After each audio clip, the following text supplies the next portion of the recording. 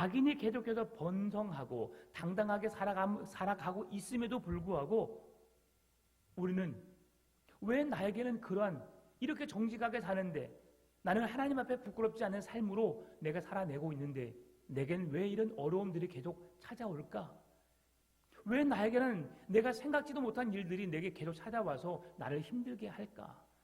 이런 고민들이 늘 우리에게 끊임없이 지속되고 있는 것을 보게 됩니다. 그러면서 생각해 봅니다. 하나님의 정의가 작동되지 않는 것은 아닐까?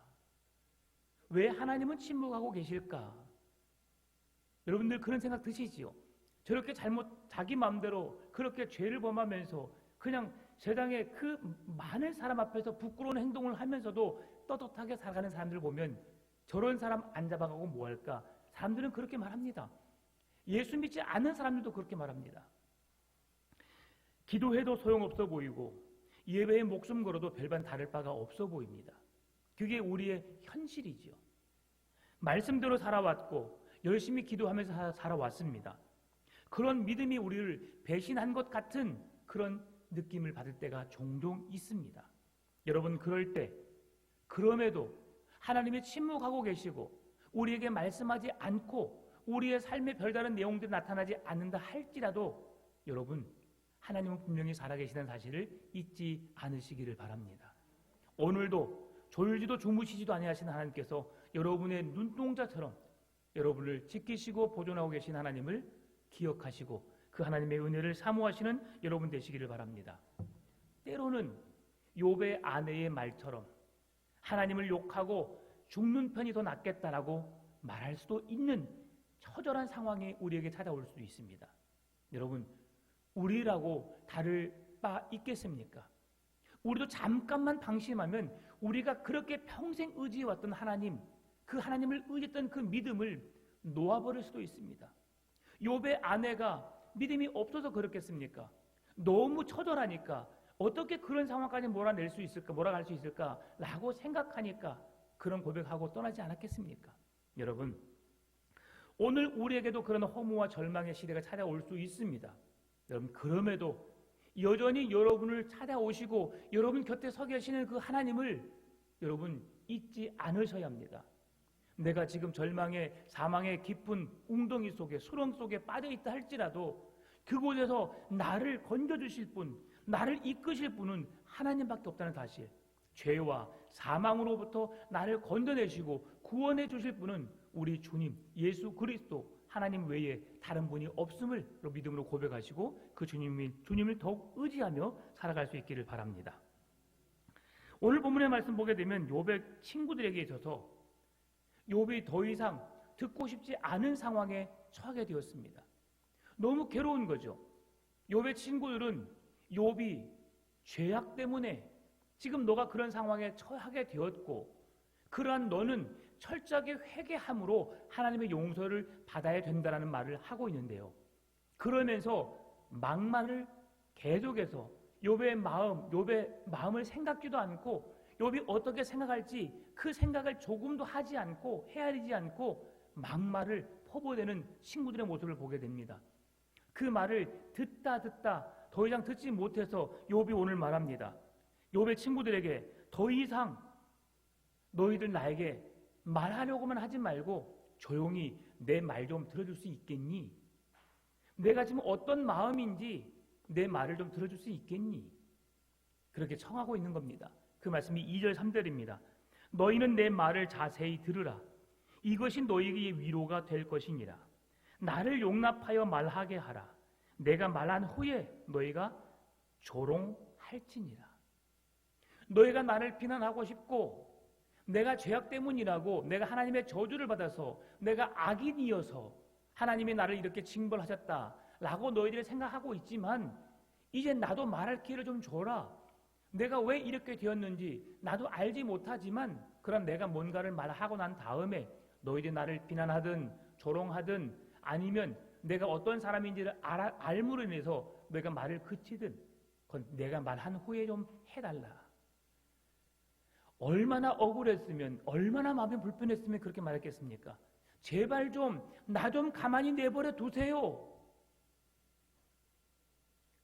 부모들은 자녀들이 잘하라고 한마디 한마디를 건네게 됩니다. 그런데 그 자녀들은 그 당시는 그 말이 소중한지를 몰라요. 저도 그랬습니다. 부모님이 말씀하시면 그게 얼마나 귀한 말인지 정말 그 말씀을 받으면 내가 잘 된다는 걸 알지만 듣기 싫더라고요. 그리고 제가 사랑하는 사람들이 내 옆에 있는 사람들이 나를 충고하고 권면하면 그때는 건성으로 듣다가 전혀 모르는 사람들이 그런 말을 하면 역시 그래 여러분 끄덕일 때가 여러분 얼마나 많은지 모릅니다. 여러분 옆에 있는 사람들이 여러분의 충고하고 권면할 때에 그 말에 귀를 기울일 수 있었으면 좋겠습니다. 하나님께서 왜 내게 이런 말씀을 듣게 하실까 고민해 보시고 기도하시면서 하나님의 뜻이 어디에 있을까를 구해보는 것도 우리가 현명한 지혜로운 삶이 아닐까 생각을 해봅니다. 근데 오늘 욥의 친구들의 말은 너무 지나쳐 버렸어요. 더 이상 듣고 싶지 않을 정도로 욥의 마음을 헤아리지 않는 그런 비난의 말, 조롱의 말이었습니다. 더 큰 위로가 되어야 함에도 불구하고 위로가 전혀 되지 않았습니다. 자신을 조롱하거든 자신의 말이 더 끝나고 나서야 이제 말해달라고 속 시원하게 표현하고 있는 욥의 모습을 보게 됩니다. 욥은 자신의 불만이 그럼에도 사람을 향한 것이 아니라 하나님께 왜 나에게 이런 삶을 허락하셨는지요라고 하나님께 부르짖어 기도하고 있는 것을 볼 수 있습니다. 여러분 가끔은 그런 일이 있습니다. 어떤 사람이 두 사람이 싸우게 되는데 중간에 누군가가 그 싸움을 말리려다가 오히려 두 사람의 싸움보다 다른 사람과의 싸움이 더 크게 벌어진 것을 가끔 보게 되죠. 그것은 왜 그럴까요? 이 사람은 이 두 사람과 싸울 마음이 전혀 없습니다. 그 싸우는 걸 막아보려는 선한 마음밖에 없지요. 그런데 지금 두 사람은 서로 억울해서 싸우는 겁니다. 잘한 사람도 잘못한 사람도 서로 자기가 억울하다 생각하기 때문에 그 때문에 마음이 불편해서 싸움을 갖게 되는 거거든요. 근데 그 억울한 마음을 그냥 무조건 떼어놓으려고만 하니까 그래서 싸울 때는 여러분 가끔씩은 그냥 지켜보는 것도 좋습니다. 특히 요즘에는 그냥 경찰들에게 연락해서 그 싸움을 말려달라고 여러분 전화하십시오. 그게 가장 현명합니다. 지금의 시대는 그렇습니다. 예전에는 선한 마음으로 지갑 떨어진 거 주워준다고 했죠. 여러분 그 일로 인해서 막 엄청난 돈 여러분 물어내야 되는 상황도 생기고요. 핸드폰 잘못 주었다가 여러분 그 들기만 해도 여러분 그걸로 인해서 엄청난 끔찍한 일들을 여러분 경험할 수 있습니다. 그러니까 지금은 참 좋은 세상이긴 하지만 편한 세상이긴 하지만 오히려 그 편한 것을 좋은 것을 악으로 도용하는 사람들이 많기 때문에 여러분 그런 사람들에게 휩싸이지 않았으면 좋겠어요. 그러니까 땅에 떨어진 현금도 여러분 조심하십시오. 예전에는 주워서 경찰서에 갖다 줬습니다. 30년 전에 제 아는 동생 하나가 그때 당시 100만 원은 엄청 컸습니다. 누군가가 길거리에 100만 원 떨어뜨렸어요. 그리고 100만 원을 주워다가 경찰서에 그대로 갖다 줬습니다. 그러면 그때 당시에는 어떤 일이 있습니까?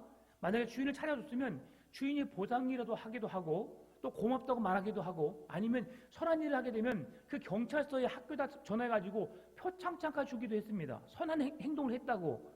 근데 여러분 지금은 그게 아닙니다.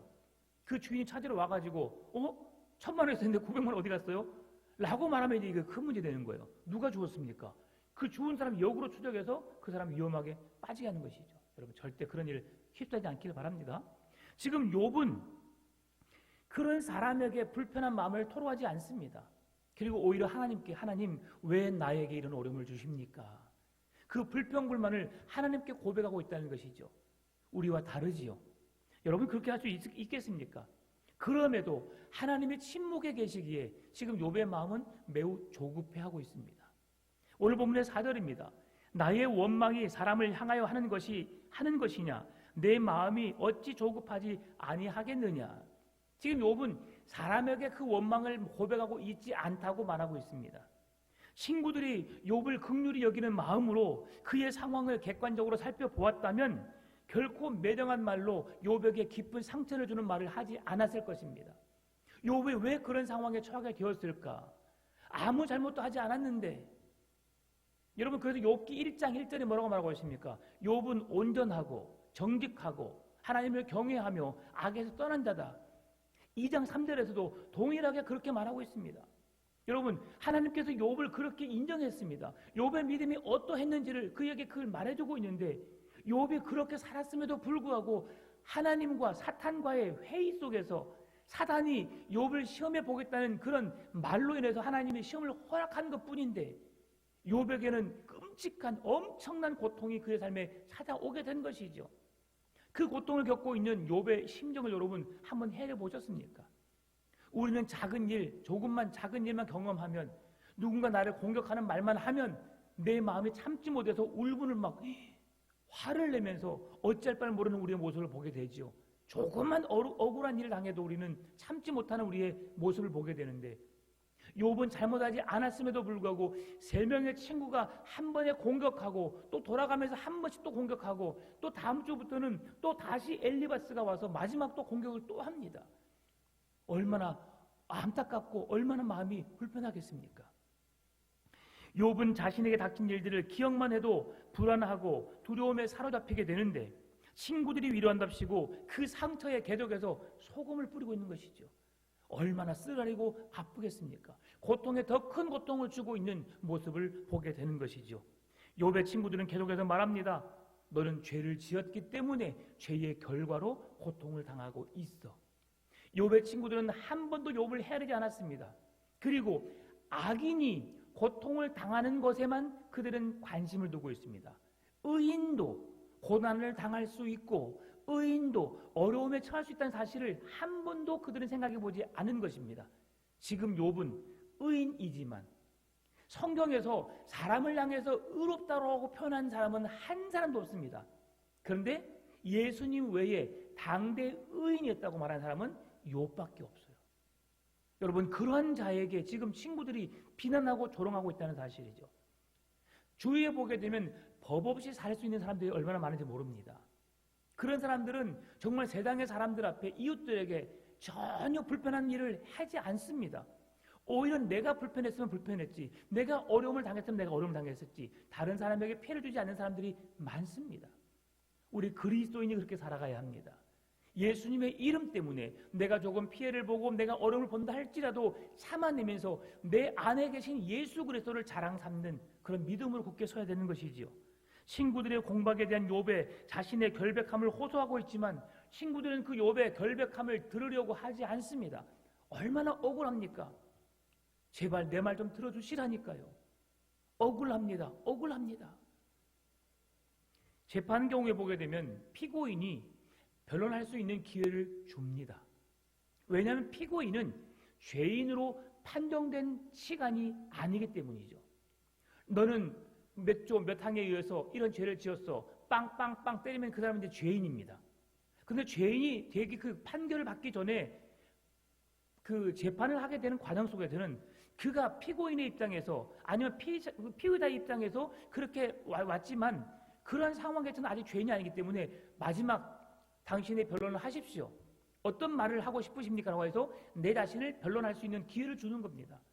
여러분, 재판의 상황에서도 내 자신이 뭔가를 변명할 수 있는, 그게 아니라는 타당한 이유를 댈 수 있는 기회를 주는데 욥의 3명의 친구들은 그러한 기회조차도 욥에게 주지 않고 있다는 사실이죠. 그래서 지금 내게 제발 말 좀, 내가 말할 수 있는 기회를 좀 주고 내 말을 충분히 들은 다음에 나를 그렇게 저주를 하든지 더 심한 말로 나를 핍박을 하든지 그 다음에 했으면 좋겠어라고 친구들에게 정중하게 그렇게 이야기하고 있는 것을 보게 됩니다. 욥은 친구들이 지니고 있는 보상, 신학의 한계가 그리고 그들이 가진 논리에 오류가 있음을 오늘 욥이 지적하고 있는데요. 7절의 말씀입니다.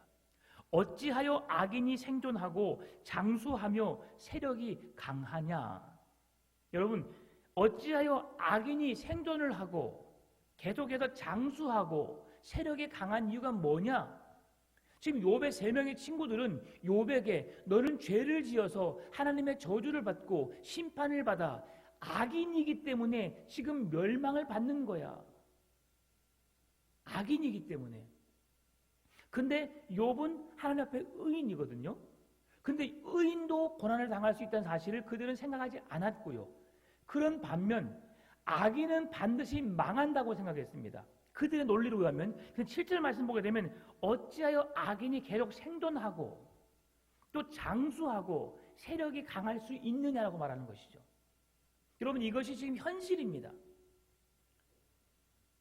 정직하게 사는 사람이 잘 살까요? 아니면 약간 마음의 양심을 속이고 그냥 대충 시대의 흐름에 따라 사는 사람이 잘 살까요?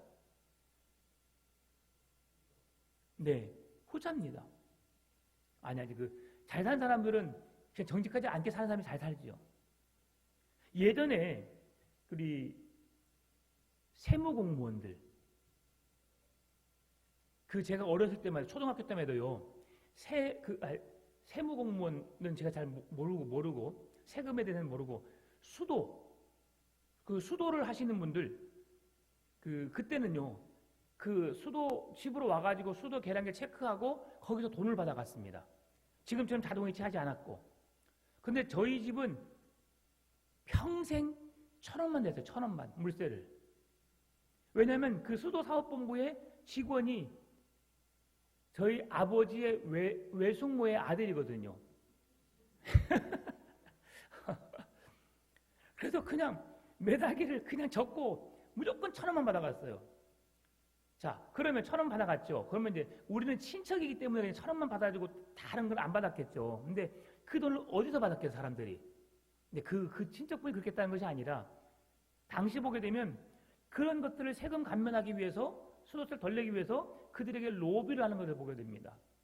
그러면 그런 것들을 받아 누린 사람들은 조금 더 잘 살겠지요.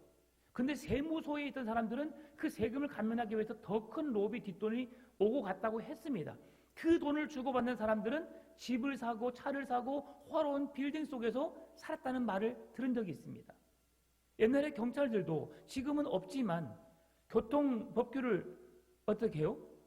어기게 되면 어떻게 합니까? 잠시 건문 읽겠습니다. 신문 좀 대출해 주십시오. 그러면 그 밑에다가 5천짜리 만원짜리 하나를 딱 집어 던져줍니다. 그러면 정직한 경찰은 이 사람이 나를 뭘로 보고, 그러면 만원짜리 하나 더 집어넣으면 될 줄 알고, 그럼 그 정직한 사람은 돈 받지 않고 당신 나를 공무집행 방해로 뭐 할 수 있습니다 하면서 딱지를 끊어줍니다.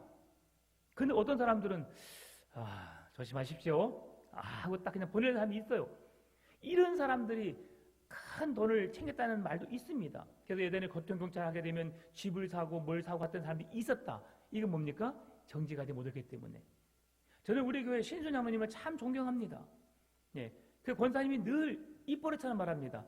우리 장로님은 너무 정직해서 집도 한 채 없이 살다가 이제 하나 뭐 그냥 그것도 딸이 사놓은 집이죠. 네, 그렇게 사시는 모습을 보는데 여러분 그렇게 사셔야 됩니다.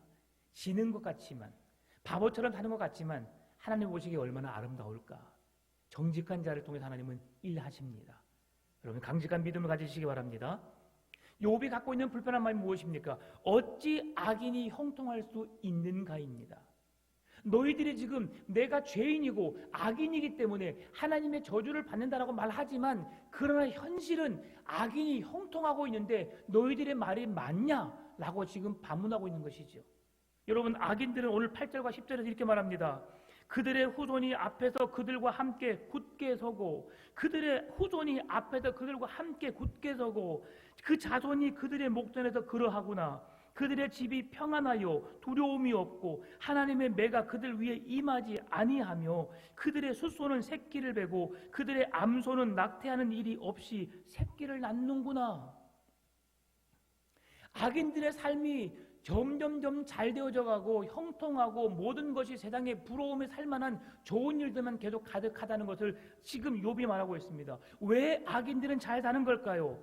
별다른 어려움 없이 잘 살고 잘 장수할 뿐만 아니라 꾸준한 번영을 누리고 점점 더 강해져가는 것을 보게 됩니다. 그들의 후손도 그들의 부에 의해서 계속 그 부를 이어가고 그리고 그들의 삶에 두려움도 없고 하나님의 징계를 받는 법도 없고 이런 모습들이 욥은 이해가 되지 않습니다.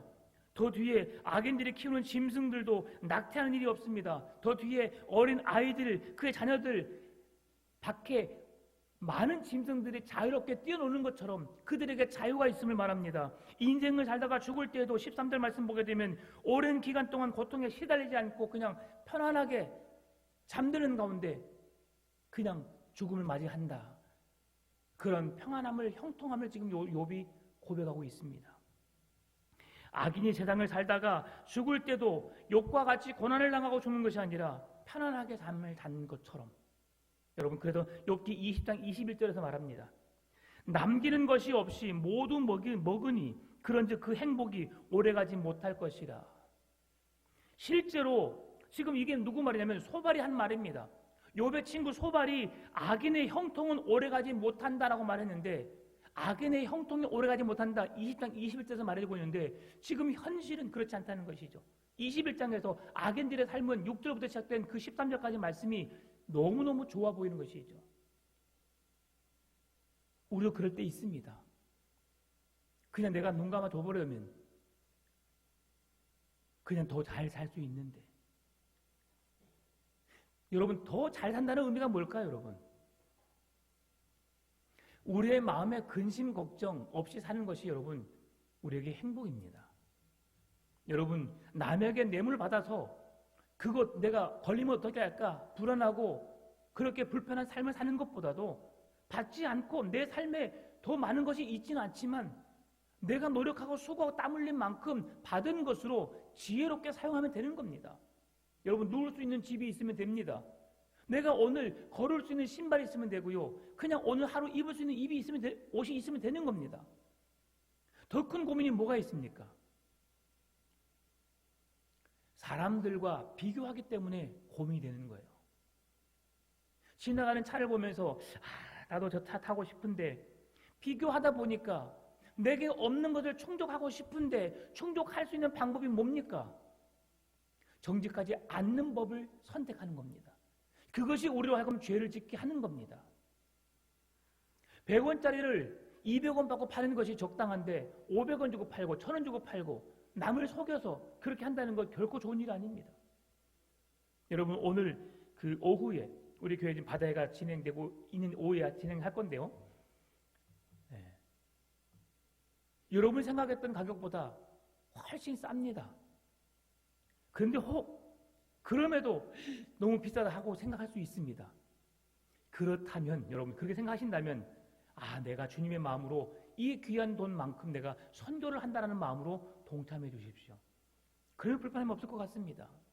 여러분, 오늘 음식을 판매하는데요, 뭐 김밥하고 오뎅하고 떡볶이 먹은데 8,000원인가 기다더라고요. 그렇죠? 네, 8,000원이래요. 그러면 10,000원 주고 2,000원 남겨주시오. 네, 그것도 괜찮습니다. 8,000원짜리 먹었으니까 8,000원에서 2,000원 남겨면 괜찮습니다. 그런데 주님의 마음으로 2,000원은 선교에 동참하렵니다. 얼마나 좋겠습니까? 여러분, 지금 점심때 팥죽을 끓입니다. 새알 팥죽. 드셔보셨습니까? 아니, 저도 안 먹어봤는데 기가 막히게 맛있다 하더라고요. 예, 들어만 봤습니다. 예. 김밥도 우리 풍암도는 김밥. 장난 아니게 맛있을 것 같습니다. 네, 그래도 그런 것들 여러분 주님의 마음으로 섬겨주십시오. 이 가격이면 내가 어디 가서 내가 사 먹어도 되는데 그렇게 말씀하지 말고 내가 선교에 동참한다. 주님의 사역에 동참한다는 마음으로 함께 참여하시면 됩니다.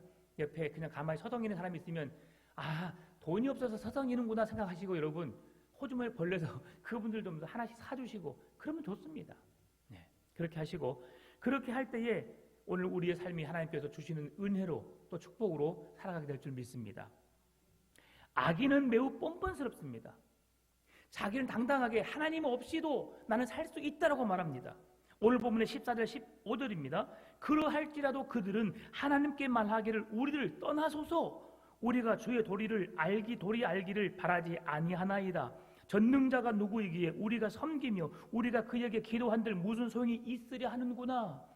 세상의 것으로 가득하기 때문에 부족함이 없습니다.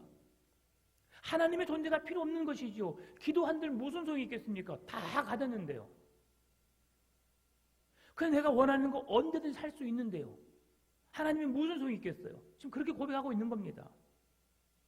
그럼에도 그들은 결국 이 세상을 떠나야 되는 상황이 찾아오게 됩니다. 죽음이죠.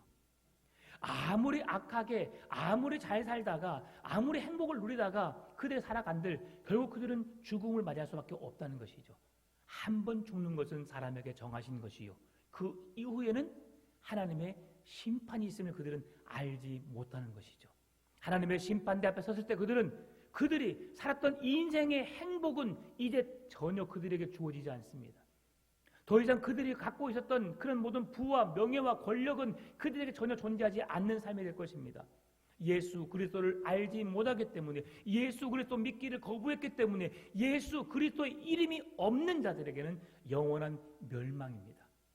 영원한 지옥불에 고통을 당할 수밖에 없다는 것이죠. 여러분, 이 세상에서 하나님이 없는 것처럼 보입니다.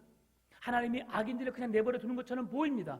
그러나 그들의 최후에 하나님은 심판대 앞에서 그들을 내버려 두는 것이 아니라 너희들 누릴 때랑 누려보아라고 하나님은 기다려주시는 것이죠. 무엇을? 그들을 심판의 날을 기다리시는 겁니다. 우리가 의롭게 살지만 우리에게 고통이 찾아오고 어려움이 있습니까? 우리에게 이겨낼 수 있는 시험을 허락하신 것이고, 하나님의 뜻이 무엇인지 깨달아 알 수 있는 더 큰 믿음을 주시기 위해서 우리에게 시련을 주신다는 사실을 기억하시고, 내게 시련이 온다 할지라도 믿음으로 이겨내시고, 시련이 없는 편안한 삶을 살고 있다고 생각한다면 그럼에도 하나님이 나를 지키셔서 그런 풍파를 만나지 않도록 나와 함께 하시는구나라고 모든 것이 하나님의 은혜임을 하나님과 관련하여 생각하시고 고백하신 여러분 믿음 되시길 바랍니다. 마지막 오늘 16절 말씀 보게 되면, 그러나 그들의 행복이 그들 손 안에 있지 아니하니 악인의 계획은 나에게서 멀구나. 결국 그들의 행복은 그들 손으로 쥘 수 있는 것처럼 느껴졌지만 하나님이 결국 그들의 남은 인생을 영원한 세계를 축복하지 않기 때문에 그들은 그 곁을 떠날 수밖에 없음을 말씀해 줍니다. 마지막 누가복음 12장 16절 21절 말씀 제가 읽고 말씀을 마치겠습니다. 또 비유로 그들에게 말하여 이르시되 한 부자가 그 밭에 소출이 풍성하매 심중에 생각하여 이르되 내가 곡식 쌓아둘 곳이 없으니 어찌할까 하고, 또 이르되 내가 이렇게 하리라. 내 곡간을 헐고 더 크게 짓고 내 모든 곡식과 물건을 거기에 쌓아두리라. 또 내가 내 영혼에게 이르되 영혼아, 여러 해 쓸 물건을 많이 쌓아두었으니 평안히 쉬고 먹고 마시고 즐거워하자 하리라 하되, 하나님은 이르시되 어리석은 자여, 오늘 밤에 내 영혼을 도로 찾으리니 그러면 내 준비한 것이 누구의 것이 되겠느냐 하셨으니 자기를 위하여 재물을 쌓아두고 하나님에 대하여 부여하지 못한 자가 이와 같으니라. 여러분, 이 세상에 아무리 많은 걸 가졌다 할지라도 하나님과 상관없는 삶을 살면 우리는 그 모든 것이 헛것이 됩니다. 쌓아둔 것 우리가 하나도 가져갈 수 없습니다. 그래서 욥이 마지막 고백하죠. 주신 자도 여호와시요, 그 취하신 자도 여호와시니까 내게 다시 주실 자도 여호와밖에 없다. 여호와로 만족하며 살아야 합니다. 하나님이 불어버리면 그 많은 재단이 욥이 한순간에 사라졌던 것처럼 우리의 재단을 사라지게 하실 수 있는 분도 하나님이십니다. 또한 하나님이 복을 주셔서 충만하게 그 갑절의 은혜를 더 풍성하게 부어주시는 것도 하나님이십니다. 여러분, 우리의 인생을 책임지시는 것, 우리의 생사 화복을 주관하시는 분은 전능하신 하나님이라는 사실을 기억하시고 오늘도 그 하나님을 의지하시고 내 삶을 주님께 맡기십시다. 악에서 떠나 걸어간 하나님의 백성으로 오늘도 승리하시기를, 주님의 기쁨이 된 삶을 살내시기를 주의 이름으로 축원합니다. 참 좋으신 아버지 하나님 감사합니다. 때로는 내